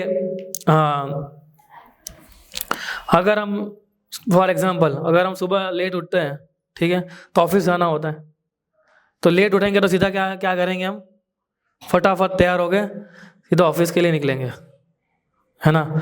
सो we will not be able to attend to the needs of our children. वो पॉसिबल नहीं होगा कि हम 2 मिनट भी या 5 मिनट भी हम हमारे बच्चों के साथ टाइम स्पेंड कर सकें। और एक बार आप ऑफिस में चले जाते हो फिर तो सीधा शाम को ही आओगे आप, तब तक शायद वो कहीं ट्यूशन में गया होता है ना। सो इसलिए we will not be able to attend to the needs of the children. हमारी जो बच्चों के जो नीड है, इसलिए we should be a few step head of our children and be available to them. अब पता होना चाहिए अभी उठेगा और उसको मुझे टाइम देना है ना, तो पहले ही रेडी हो जाओ उसको टाइम देने के लिए, थोड़ा समय दो आप उसको और फिर निकलो अपने काम के लिए। Unless you are happy, satisfied and nourished personally, you will not be able to become a good parent. आप खुद ही खुश नहीं होंगे तो आप बच्चों कहाँ खुश रख पाओगे। आप खुद ही फ्रस्ट्रेटेड रहोगे तो बच्चे कहाँ आपको लगता है खुश रह पाएंगे। उसको ही बोलेंगे भाई जाने इधर से यार, कोई जा इधर से। हम बोलते हैं ना ऐसा कई बार, अभी मेरे सामने मत आना, है ना। या वाइफ को बोलते हैं ना इसको अभी इधर से हटाओ, मेरे सामने मत लाना, अभी इसको हटाया नहीं यार हमारे रहती है इतना nice. So unless you are happy, satisfied and nourish personally. Actually भक्ति के लिए भी प्रिंसिपल है, अगर आप खुद खुश नहीं रहोगे, सेटिस्फाइड नहीं रहोगे, नरिश नहीं रहोगे, तो आप दूसरों को क्या, आपको लगता है आप दूसरों को भक्ति भी दे पाओगे, है ना। इसलिए कृष्ण कॉन्शियसनेस ऐसी चीज़ है कि आपको हैप्पी रहना ही पड़े समोवर अदर, और हैप्पी रह ही पाओगे, आप खुश रह ही पाओगे, उसमें कोई डाउट नहीं है ना। तो कृष्ण भक्ति में एक चीज़ ये होती है कि कृष्ण भक्ति में हम सेटिस्फाइड तभी रह पाएंगे जब हमारी नीड्स के ऊपर हम फोकस करेंगे, ना कि हमारी वांट्स के ऊपर। तब डिज़ायर के ऊपर कंट्रोल आएगा, तब जाके हम सेटिस्फाइड हो पाएंगे। डिज़ायर के ऊपर कंट्रोल नहीं आएगा then nobody can become satisfied and happy and nourished personally, obviously, है ना। तो संतुष्टि कैसे आती है? एक्चुअली जब हमारी डिज़ायर कम होती है तब संतुष्टि आती है। हम गलतियाँ करेंगे, हम सब कुछ करेंगे, क्योंकि हमारे अंदर कोई ऐसे गुण तो आए नहीं थे बचपन से ही, है ना। So and unless and we can become happy and satisfied by the holy name, और कोई उपाय नहीं है। आपको पता है at the end of the day, है ना, we have to think that he is Krishna is my only shelter. मतलब ये जब तक ये डेवलप नहीं होगा ना हमारा, तब तक हम संतुष्ट नहीं हो पाएंगे, भक्ति में भी नहीं और बाहर के जीवन में भी नहीं। We should always think that at the end of the day Krishna is my shelter, Krishna is my everything, and in that mode we should chant holy name, Krishna I have no other than you, please protect me, please maintain me, है ना। Protect किससे करना है? माया से करना है। ऐसा नहीं किसी ने हमारे हम पे आक्रमण किया है, कोई मिसाइल छोड़ रहा है ब्रह्मोस, है ना। ब्रह्मोस माया ही छोड़ रही है हमारा, माया सारी ब्रह्मोस सारी अग्नि सब कुछ छोड़ रही है, हम पे उससे प्रोटेक्ट कर रही है भगवान, है ना। Then you can become happy, satisfied and nourished, right. So yeah successful parenting is not about gathering more and more resources. ऐसा नहीं कि मैं मेरे बच्चों को मेरे को तो भले सादा फ़ोन भी नहीं मिला, मैं मेरे बेटे को तो भले 6 साल का उसको आईपैड और आईफोन ही दूंगा मैं, खेल बेटा ले, हाँ। मैं तो नहीं जी पाया, तू जी कभी, है ना। तो सक्सेस पेरेंटिंग का मतलब ये नहीं होता है कि आप उसको ज़्यादा से ज़्यादा रिसोर्स आप उसको दो। It's about investing quality time in children, thereby imparting your assets to them naturally, है ना। एक्चुअली एसेट्स दोनों प्रकार के एसेट एक्चुअली। एक तो ये भी होता है ना कि आपके पास, आपके खुद के पास धन है, प्रॉपर्टी, सब कुछ है, तो वो भी आप किसको दोगे? बच्चों को, अपने बच्चों को ही जाएगा ना वो भी तो। लेकिन उस प्रकार से एसेट देना है कि नेचुरली उसके पास जाए, है ना। और एक वैल्यूज का एसेट होता है हमारे पास। ये दोनों ही एसेट जो है वो कैसे जाने चाहिए? नेचुरली जाने चाहिए। वैल्यूज एसेट और बाकी जो एसेट हमारे पास जो है वो। नहीं तो वो एसेट का मिसयूज करके वो अपना जीवन और बर्बाद करता है कि नहीं करता है? उसको पता है कि मेरे पापा के पास इतना धन है, संपत्ति है, बोले किसको देने वाले? बोले देंगे तो मेरे को ही ना, है ना। और कई बार माता पिता भी क्या सिग्नल भी दे देते हैं, है ना, क्या भाई देना तो इसको ही है ना, ऐसा करके। तो वो क्या सोचने लगता है ना ऐसे, और वही एसेट को कितना बर्बाद कर देता है। ऐसे कितने हमने बच्चे देखे हैं ना कि जो माता पिता की धन संपत्ति को पूरा तहस नहस कर देता है। तो वो अगर वैल्यू का एसेट नहीं देंगे तो वो एसेट भी खराब कर देगा वो, है ना। Of course more can be acquired and given but it never work superficially. तो वो तो ऑब्वियसली है कि सुपरफिशियली तो हम इसको वर्क कर ही नहीं, सुपरफिशियली तो वर्क करता ही नहीं है ना। So it's all about investing quality time in children and you have to impart your asset to them naturally, है ना।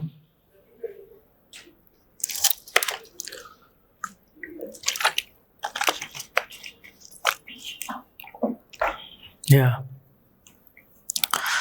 So this is successful parenting. Mainly तो, और ये हम आगे देखेंगे निग्लेक्टफुल पेरेंटिंग कैसा होता है, ऑथोरिटेटिव पेरेंटिंग कैसा होता है। So child's view of an ideal father. उसके आइडल फादर कौन है?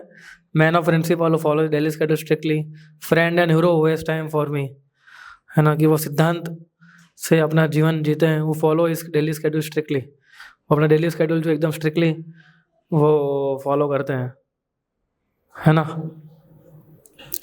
सो ये उसके लिए आइडल फादर है। आइडल मदर क्या है? Epitome of selfless service. माता क्या करती है? निष्काम भाव से सेवा करना, पति की सेवा करना, पति के जो पेरेंट्स हैं अभी उनके घर पे जहाँ रहते हैं उनकी सेवा करना, केयर करना, त्याग देना, सेक्रीफाइस करना फैमिली के लिए, and not a routine oriented but always available for needs of family. जब भी जरूरत, फैमिली को परिवार की जरूरत पड़े तब वो खड़ी रहती है, वो उसके लिए आइडल मदर है ना। सो इसलिए पिता के लिए उसके अलग व्यू होते हैं, माता के लिए उसको अलग। तो माता की अलग ट्रेनिंग होती है और पिता की अलग ट्रेनिंग होती है। दोनों को अलग अलग ट्रेनिंग देनी होती है, और दोनों कंबाइंड होगी तब बच्चा अच्छे से ग्रो करता है ना। सब देखिए, माता के लिए उसके लिए वो देखती है कि भाई मेरी मदर जो है वो कितनी सारी चीज़ें एक साथ कर रही है। देखो जैसे ये देखो माता जी, है ना, बच्चे को संभालना है, खाना ही बनाना है, माला भी करनी है, भगवतनाम भी पढ़ना है, और क्या है ऊपर दो हाथ में करता है, हाँ कीर्तन भी करना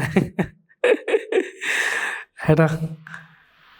सो माता के लिए बच्चों को रेस करना एक साधना का पार्ट बन जाता है ना। वो भी उसके लिए साधना है ना। एक बार नेपोलियन को जानते हैं आप, है ना, हिस्ट्री, इतिहास में, फ्रेंच हिस्ट्री में आता है नेपोलियन। उसने बोला था, give me good mothers and I will give good nation, है ना। आप मुझे अच्छी माता दे दो, मैं आपको अच्छा देश बना के देता हूँ, है ना। तो माता जी ये आपके लिए फोटो है ये सब कुछ करना है ना।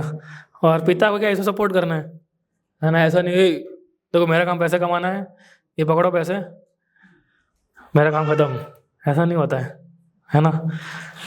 सो उसको भी जहाँ जहाँ जरूरत पड़े वहाँ उसको भी ही शुड हेल्प हिम, है ना।